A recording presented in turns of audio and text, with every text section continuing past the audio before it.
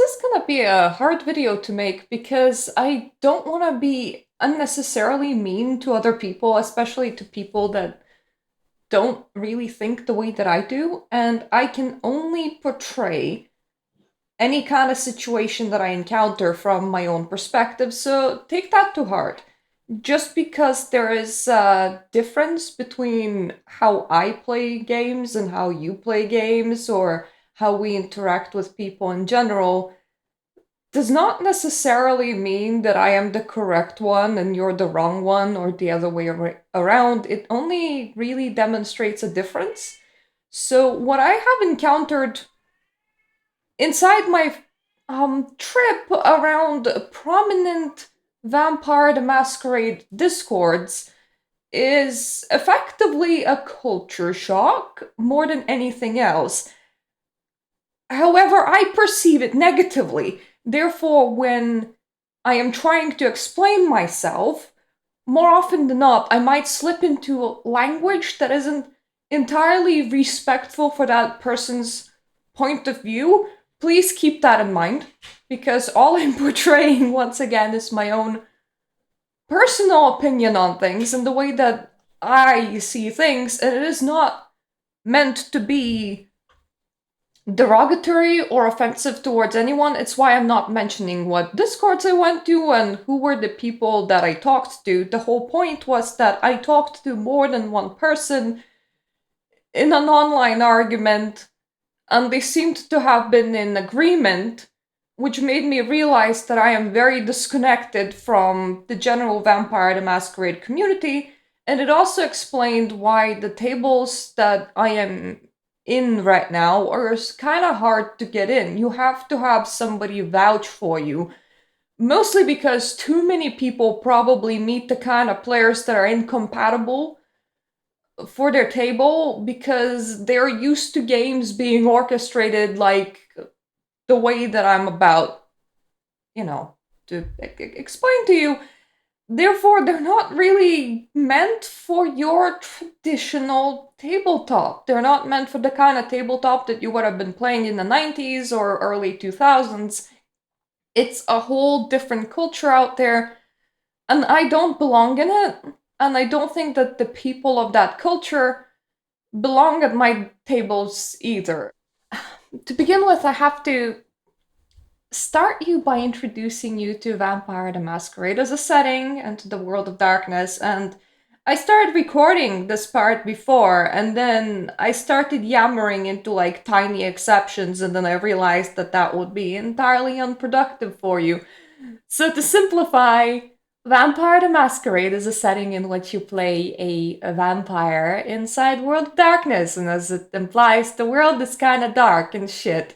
To begin with, your character already starts their unlife being kind of doomed because the curse of vampirism in the World of Darkness kind of means that your soul is just doomed to kind of dissipate. You're not even gonna like leave a ghost. You definitely are not gonna like receive any kind of nice afterlives, and you're just kind of on a spiral downwards. The spiral downwards is kind of a big part of the game to begin with. In all of the versions, unless you're playing Sabat, which is a more how to put this nicely? Well, Sabat is the more evil faction, and they subscribe to paths instead of humanity. But regularly, normally, normal players start by playing their character with a humanity stat. And this is the kind of stat that's gonna decrease as the campaign progresses, as your vampire becomes more and more inhumane. It is kind of dangerous to go to too low of a humanity because eventually tank that stat and you lose your character. Effectively, you have completely given into the beast that is growing inside of you, and there's none of you left. You are set on a path of downwards spiral. If that is not grim, I don't know what grim is. It is a game that is not about winning. Technically, you can have small gains and you can like finish your campaign with your character, I don't know, having gotten a bit of territory or a specific title to share with their vampire buddies. But it can also end in death. It can end in subjugation by another vampire. Their endings are, well, endless. In other words, just from the premise alone, your character is set on an unwinnable path, and if you play that character for long enough, the ending to that character won't be a happy one. The enjoyment is in the journey itself, and you start with the idea that you're not playing a nice person that's gonna get nice things happen to them, okay? You're playing somebody that has become the beast of the night that is doomed to have a really bad ending sooner or later, and you're just kind of wheeling and dealing through your own life, trying to delay the bad for as long as you can.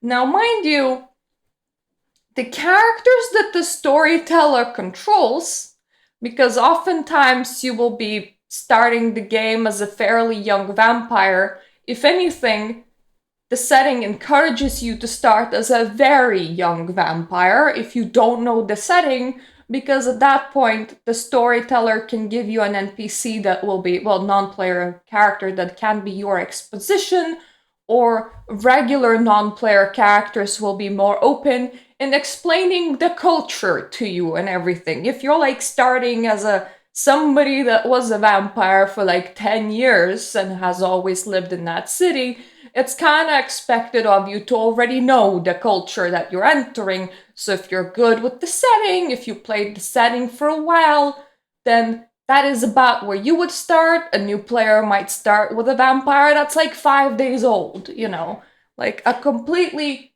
entirely new vampire that has, well, they haven't hatched, but they have died recently.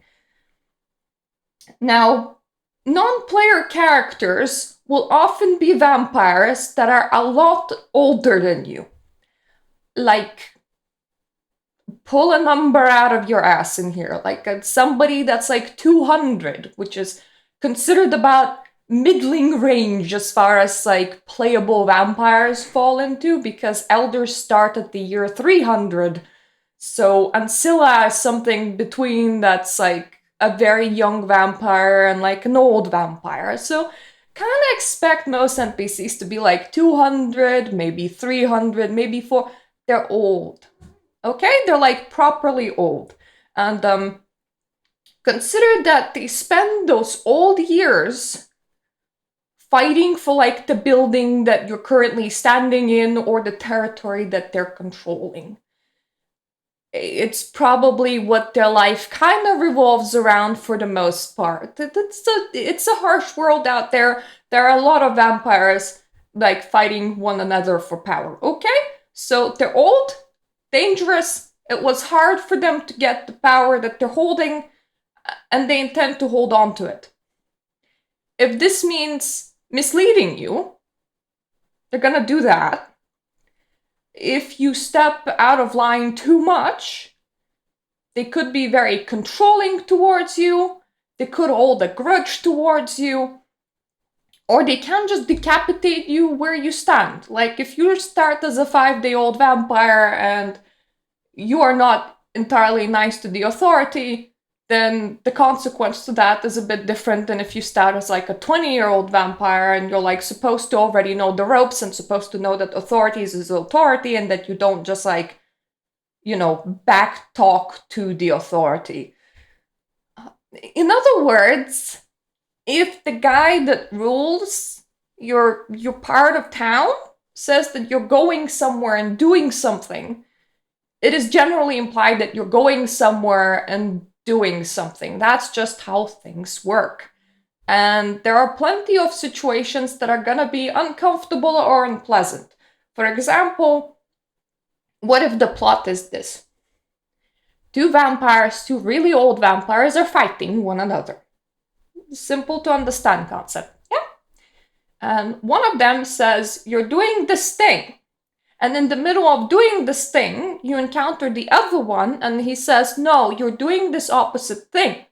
And then the whole chronicle can be said like the whole, it's not one session, it's like many sessions. It's like that little storyline that you're gonna play through can revolve around your character trying to pick who they're gonna like pledge their allegiance to, which side they pick, and in the end, what they're doing. Not doing anything is not really a choice, you'll end up picking a side.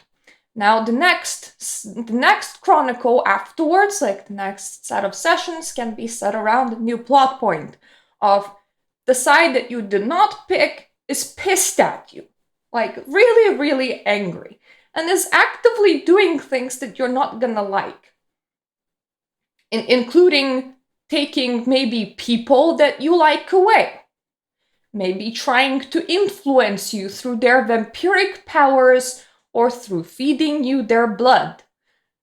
You know, as vampires do. It's not gonna be nice, but that's like the kind of session that can happen. Your property in-game can get destroyed, your character can get attacked.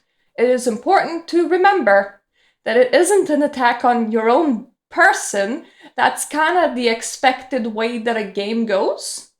So don't make a character that you're too attached to, okay? Bad things are gonna happen to them.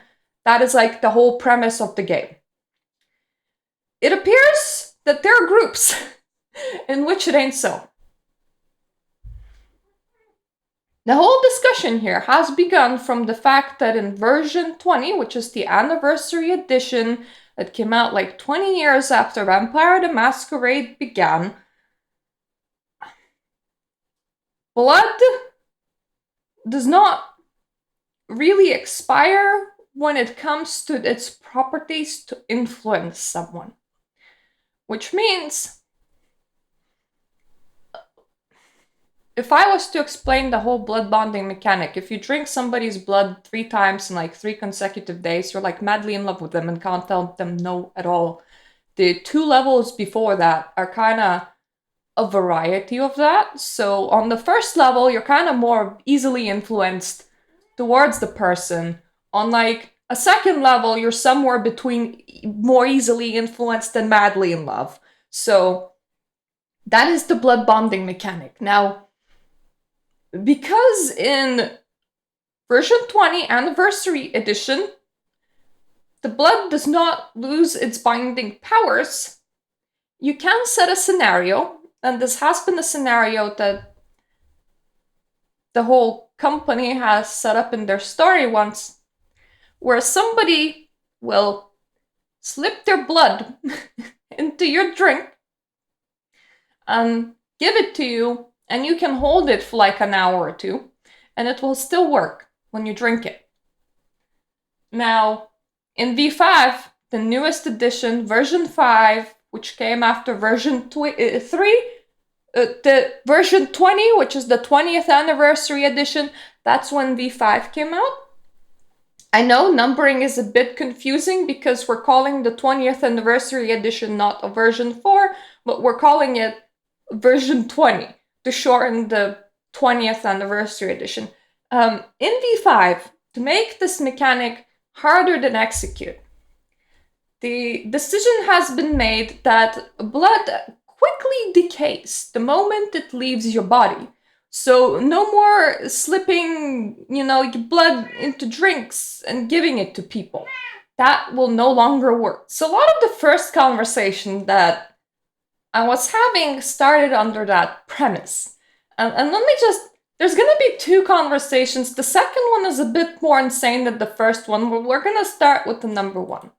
So, once again, multiple people, I'm not sharing the names, but my own responses will always be pushed to the right. I think they wanted to make forced, sneaky bonding impossible. Between vampires, that is, because ambiguous ruling you can blood bond gives a field to really abusive bond forcing on players. And as I said, oh, well, imagine a scenario like you attended a venture dinner and now you're playing 4GM's Elder Vampire. In my opinion, that is a great plot twist. Something has happened to your character. It can start a whole chronicle, even like, oh, you went to this party, you drank some funny blood. Now you're getting thoughts about this person and you're getting like dreams that maybe you should set on this quest and do these specific things, and how you handle that, now that is up to you, but this is the starting point. In their opinion, that's very abusive. No, it's abusive from DM's standpoint. Playing dirty usually ends up with discontent players that are accusing DM of forcing them into situations they do not want. DM also has to sign under the table rules. Their version of playing a story is that the storyteller plays with all of their cards on the table and entirely open, because if they do something, if one of the characters does something sneaky or backstabby, or you encounter a plot point that includes taking control away from your character. So like in this situation, your character now like has a very strong urge to like go and set off on this quest. Normally, when I play with people, they go, oh, the story begins. Awesome. Let's, go and set off on this quest. Apparently, there are people whose response instead would be, this is unfair towards my character because I didn't sign off on this plot point. But you see, the way that I see any kind of played story is that the storyteller sets the boundaries. You start with already knowing that you are playing a story that has a beginning and an end. Like, when you read a storybook and they're like, the Red Riding Hood wants to bring food to her grandma that lives on the other side of the woods. Your first response, having read that sentence, is not, actually, I won't do that. I, as the Red Riding Hood, know better than to traverse through the woods. I'm gonna turn around and head to the city. My grandma can feed herself. That beats the point of the story. It's not the story that you wanna play. It is your own weird, I don't know what it is. You want the storyteller to be ChatGPT that just kind of pulls stuff out of their imagination depending on what you want to do and where you want to go. I'm very used to stories having like a constraint around them. So something happens to your character is normally a point that makes like a story. Like, the bad guy has kidnapped your wife. The answer is not, I didn't consent to this. The answer to that is, okay, I'm gonna go out there and I'm gonna beat the bad guy. And off onto a quest I go, because the bad guy didn't literally steal your wife. Nobody literally influenced your mind. It is a story that you're playing.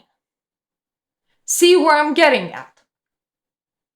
And as I said, I literally had games of you cannot leave this town, and it produced zero discontent because people are aware that they're playing a plot line and not living a second life. In one of the stories that I'm playing offline privately,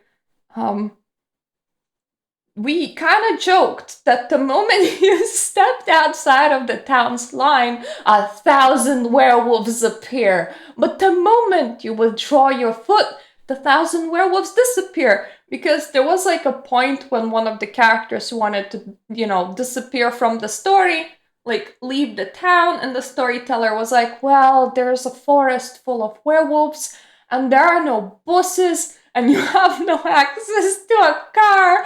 Oh, and the people that you normally ring to get a ride, they're just really not answering you at this moment.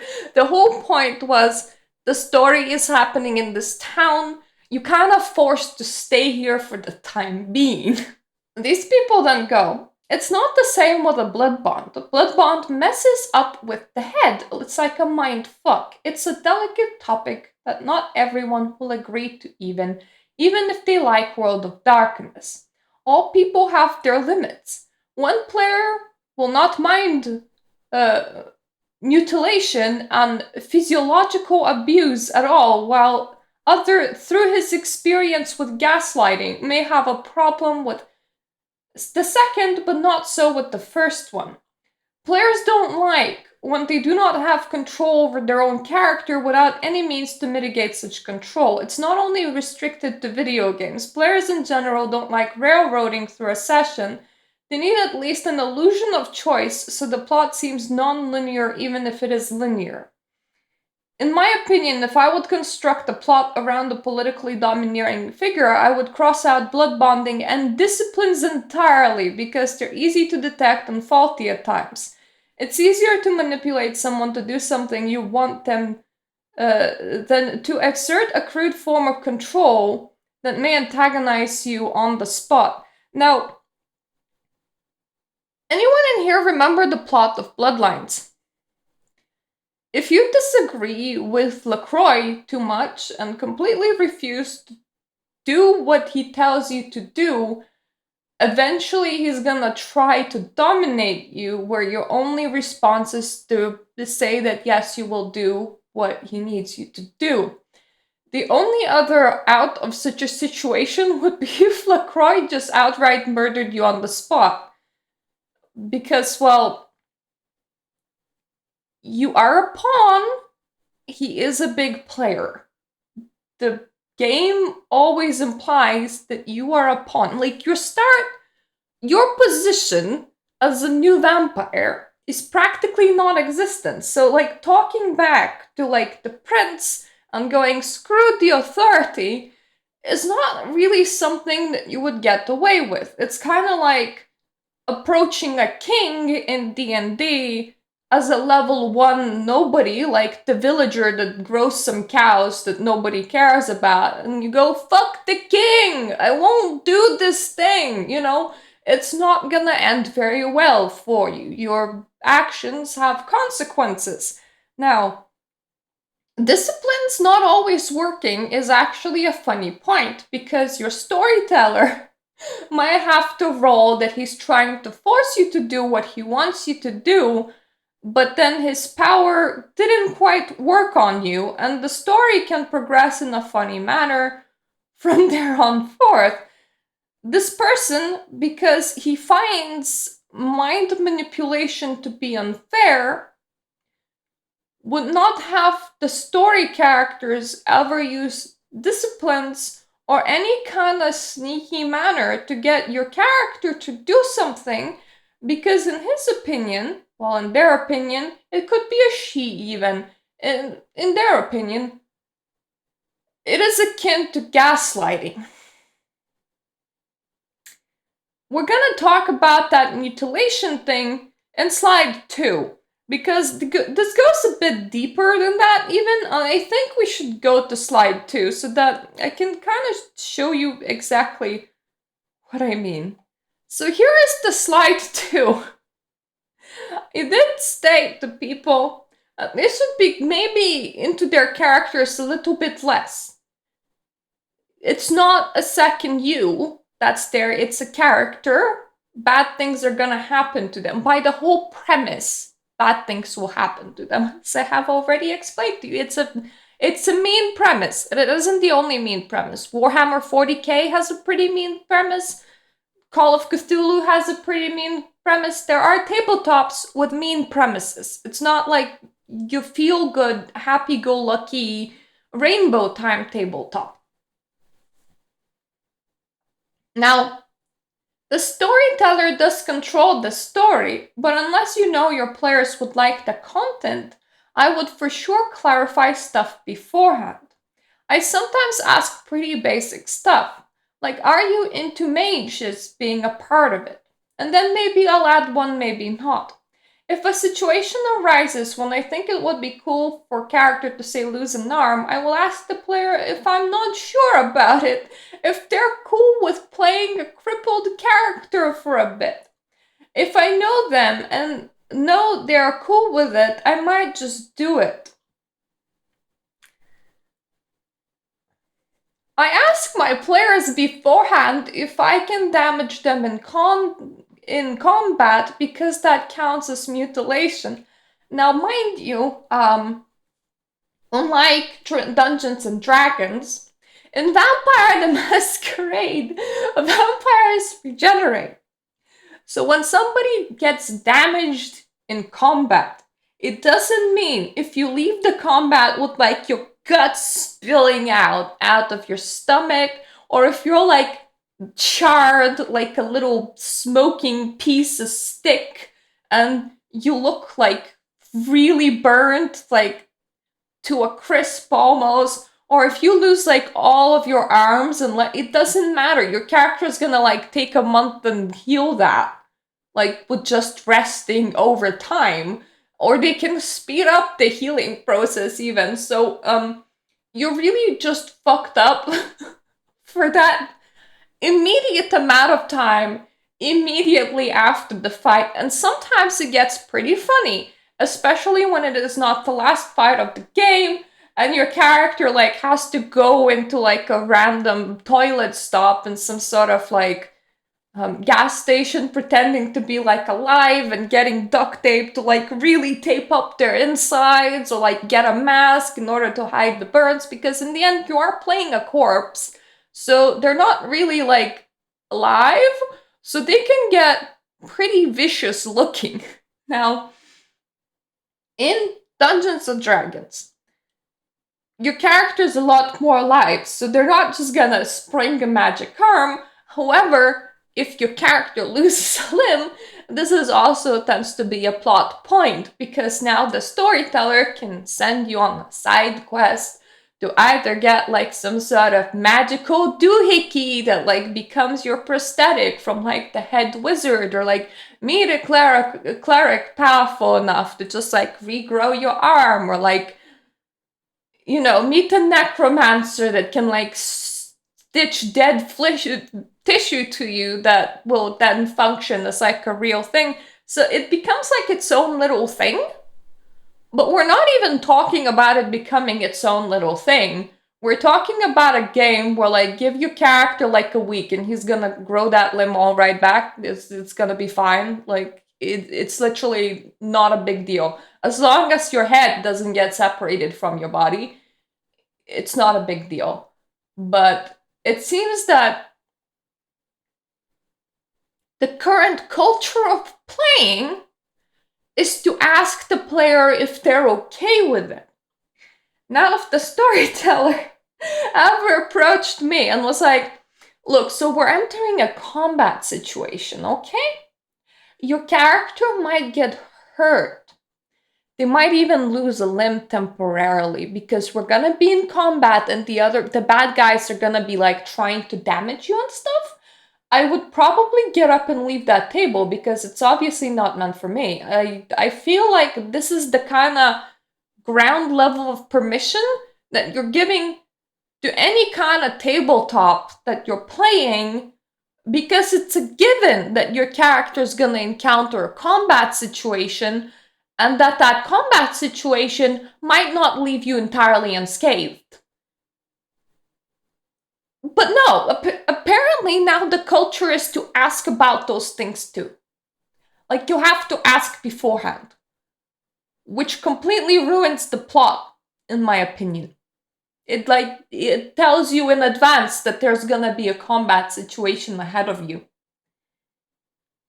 and that you might get injured, and that it might be a serious combat. It's the way that these people are playing. I am just really incompatible with that playstyle, and I feel like it drives me nuts. Because I've never seen a tabletop being played like that. Like, I never seen people being entirely unaware that that's not them on the battlefield, but like a disposable piece of paper where you put like a name and a description and some stats on. You do know that if your character dies in game, That doesn't mean that the other players will no longer play with you. That means that you can pull another character out of your ass and introduce it to the game board fairly soon. For example, you're playing Dungeons and Dragons, your character dies in a dungeon, it's gonna be like, it will take time before your team will be able to leave that dungeon because it's a pretty deep one that they're exploring. The storyteller can be like, and now you make a new character for when you guys meet up the next week, and the storyteller can be like, oh, the king knew that it is a hard dungeon, so he sent reinforcements. You are the reinforcements. You now get to like find the party, introduce yourself, that sort of thing. Like introducing a new character.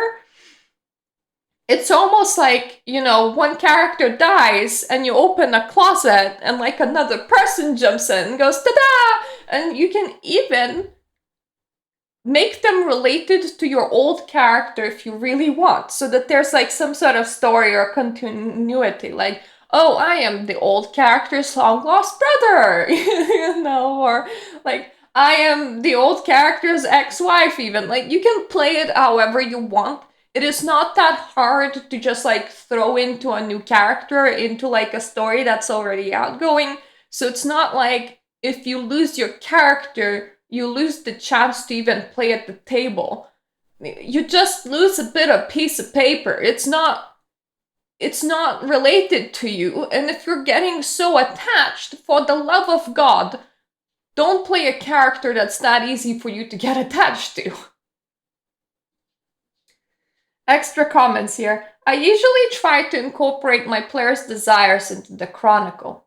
We all play a game to enjoy it. If they want railroading, they tell me they are fine with whatever. If I tomorrow started body horror, or if you have eyes on the back now from Atsamits hating you, they would stop enjoying the game. Once again, such a culture shock to me, because like literally all the people that I'm playing with, if they ended up like in a feud with like a body horror vampire, and they woke up with eyes at their back, they would be like, oh shit!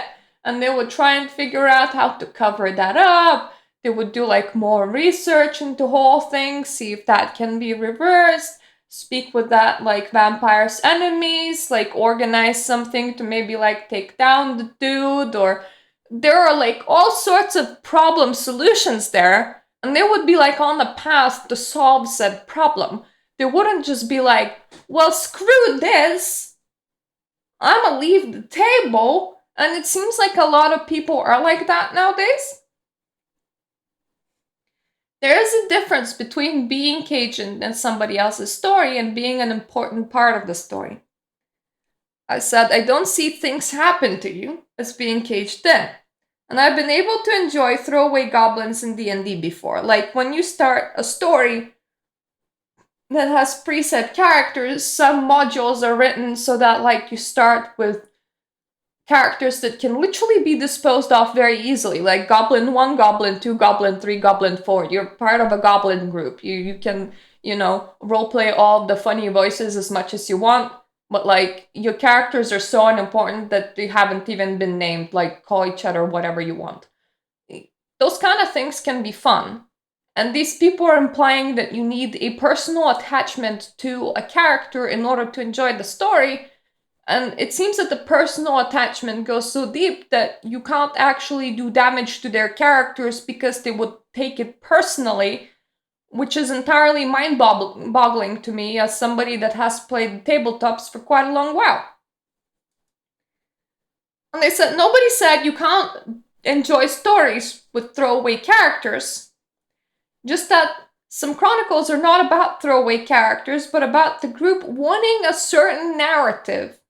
And the storyteller helps them filling out the blanks, rather than telling the story to them. So like I said, they don't want the storyteller, they want ChatGPT. Because they have already made up their minds that the story of their characters to get to IKEA, and it doesn't matter that they started in a medieval setting where they're supposed to be rescuing the princess, because they personally would rather be going to IKEA right now. So they will turn around and go to IKEA, completely ignoring the story that's at hand. Because that's not the story that they want to play. And apparently the storyteller's job is not to tell a story, but to tell their players what they want to roleplay through. I would not get along with these kind of people at all. And honestly, these kind of people, I feel, make it so much harder for other people to get into tabletops. Because when the expectation is that your character can't even be damaged without the storyteller first having to ask for your permission, and that you're not here to actually play through the story that's at hand, that the storyteller is offering, but to roleplay what you want to roleplay, the storyteller's story be damned, it means that you would be completely incompatible in a lot of veteran tables where people gather to play cooperatively through a story that the storyteller is explaining, and they know that the story will have elements in the storyline where bad things will happen to their characters that they personally, as people, obviously never would like to experience, but they're not the ones experiencing it. A piece of paper is, right? It's just a story. It's just a game. I've been burned with my fair share of new players that really don't understand how you play a tabletop. The most recent one tried to screw over the party from like the first session, and the other party members kind of told them, look, we're here to find reasons to cooperate onto the story, and the story has given us plenty of reasons to cooperate. We don't want to initiate player PvP, but if we have to, we will, and then your player will die. Like, your player character will die because you're like now 3 against 1, effectively. And that's like a really not a good idea. I've had a person that effectively made themselves at one point really sidetracked the whole story with pulling things out of his ass that he instead wanted to do. And then when bad things befell his character, he did get like really upset with the whole party and ended up talking about his personal issues and how such a situation where his character falls in danger triggers them in a mental way personally. I even met the player that decided to start the game by cheating, because those exist too, where they gave themselves skills that they could have not possibly have had, and then later on we found out, only after everybody sat down and did the math. We didn't have their sheet, but we knew what kind of levels of skills they were using, and we're like, no way, no matter how I skew the sheet, you can't have that with the experience points we have started with and that we have amassed up to this point. It then came out that this player has accidentally, quote unquote, gave themselves 35 extra XP. I don't know how you do that, but that person apparently did that, and when everybody had to like be raced to meet his level because the storyteller didn't want to just like gimp their character, it suddenly wasn't fun for them because it was an even playing field, so they left the table. The point is that I have had so many bad experiences with new players that are new to tabletops or new to Vampire the Masquerade in general, that all the tables that I'm currently in, if we're ever pulling anyone in, it has to be a person that we have like either personally know or we have played with. And we know that they're cool. You can't just like get into these tables via public notice or like an advertisement online, because it seems that the basic ideas on how a tabletop is run, not only for like Vampire the Masquerade, but it is only in Vampire the Masquerade community that I'm seeing this. Like, for God's sakes, you wouldn't ask if it's okay to damage a person's character inside D&D either. But it is Vampire the Masquerade communities that this consent thing comes into play, where the player has to consent beforehand that their character will take damage during a fight, which can include maiming of the body, such as losing a limb. Let's completely forget that the setting that we're playing in makes that limb grow back really fast. But come on. If this is the general attitude towards players when it comes to playing tabletops, I am entirely not surprised that a lot of veteran players have went into a very private tabletops that you can't get into anymore without being vouched for by another veteran player. Because this kind of like culture really promotes bad players at the table that don't really even know how tabletops function. And that's probably why it peeves me so much. Not that it influences me personally, because once again, I have people that vouch for me, so I can be infinitely pulled into games by these people. Like, our circle just like expands over time because somebody goes off and plays with like another group and they're like, well, this player's cool, that player is cool. So there's always like a personal circle that keeps on going.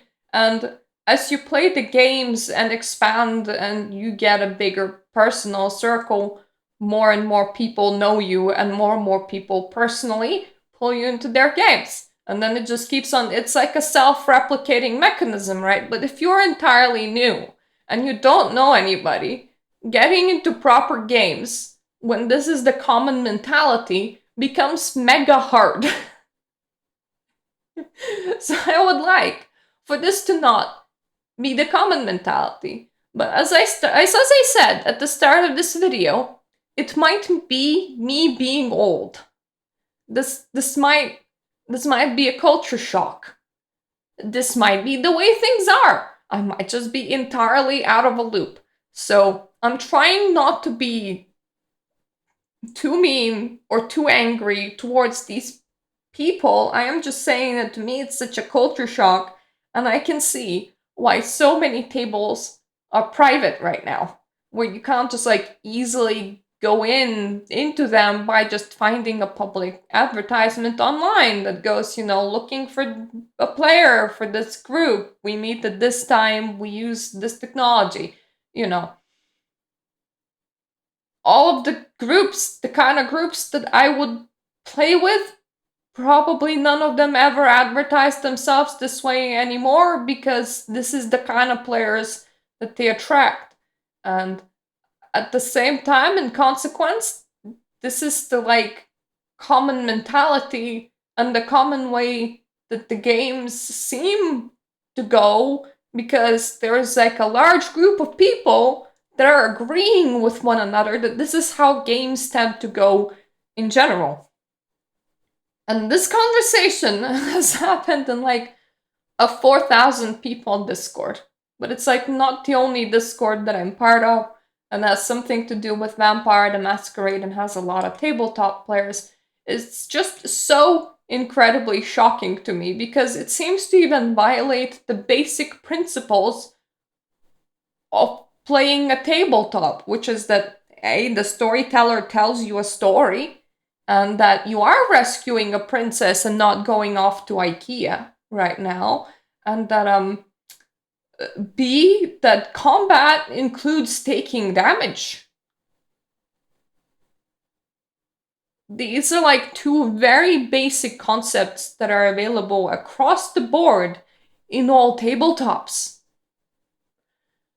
But maybe that's for old people only. I wouldn't know. I seem to play games the old school way, in which storytellers sometimes uses dirty tactics, and things happen to your character and you take it as a plot point. So, like, if you suddenly, are under a curse and sprout eyes on your hand, the logical assumption is that you're now on a quest to figure out what this curse is and how to remove eyeballs from your hand. Not that you look at your storyteller and go, I didn't consent to this. And yeah, there are people that are playing in a very horrific ways, in which is the whole point of, consent to begin with, where it's like, oh, maybe we're not gonna like tell sexual scenes in a very gruesome and prolonged manner. Maybe we're not gonna tell like fight scenes in a very gruesome and prolonged manner. It's okay. We can adapt to that. You don't literally need to like listen to some elves sexual assault for 20 minutes straight played out in front of you. That would be kind of weird. But at the same time, nothing can happen to your character whatsoever does not a game make. Storyteller that cannot tell their own story does not a game make. I don't know what these people are playing, but it's obviously nothing like what I'm playing. And it's really shocking to me because now this seems to be the go-to mentality. I don't know how we got here or how we leave this or whether we should leave. You know what? Just leave your opinions down below. Am I the one going insane here? Is this just not a normal way of approaching tabletops? Is this a problem only in Vampire the Masquerade community, or is this like a widespread tabletop thing? Where did this even come from? Like, if you have any information on that, can you like leave me links? Because, well, you can't really leave links in YouTube. Better yet, tell me exactly what to Google and I will Google myself, because I don't know how we got here to begin with. It's a complete culture shock to me. I never realized that this was the popular mentality or that games are being played this way anymore. And it honestly makes me think that I am definitely unfit from joining any kind of modern tables. Let's just put it this way. I'm just gonna stick with playing with old people and we're gonna play games the old-fashioned way, okay? And from time to time, we're gonna yell outside for kids to get off our lawns. It's perfectly fine with me. So, thank you for letting Mirta rant. I know this has been a long rant, but Mirta's very confused. Mostly when it comes with this. Not only that, but like, Mirta sometimes is confused in general, but at this point, mostly when it comes to this. Thank you for my wonderful Patreon subscribers that fund my ability to rant at the internet, because sometimes I really, really need it. I eagerly await your comments down below on whether or not this is normal or abnormal for tables inside, tabletop setting where people gather together to play a role-playing game, because I don't know. It's a complete culture shock to me. I did not even realize that this kind of mentality was popular, widespread, or was happening at all. Tell me if I had gone crazy. That would be great. I would like to know that. Did I just like fall through a hole and this was just how things always were, and I just imagined playing with all the great people that I have played with before and I'm still playing right now? That I just kind of, don't know, walked into an alternate dimension where things don't happen to characters instead of story? I don't know. I honestly don't know how to take this whole thing, so a rant is what I'm gonna make of it. Thank you for listening, and I hope that I'm gonna see you on my other videos. Normally I talk about video games. Sometimes I can talk about tabletops now. I have decided I'm playing some old video games currently, and also sometimes I talk about occult. Just like, shop around, see if you like what you see. If you do, I would love nothing for you than to subscribe to me, because number go up, make Mirta happy. That also counts for views, honestly, and comments. I do like engagement. I know that makes me a very vain person, but it's just something that I enjoy. So, thank you for being here, for giving me your attention, and hopefully I'm gonna see you sometime later. Toodaloo!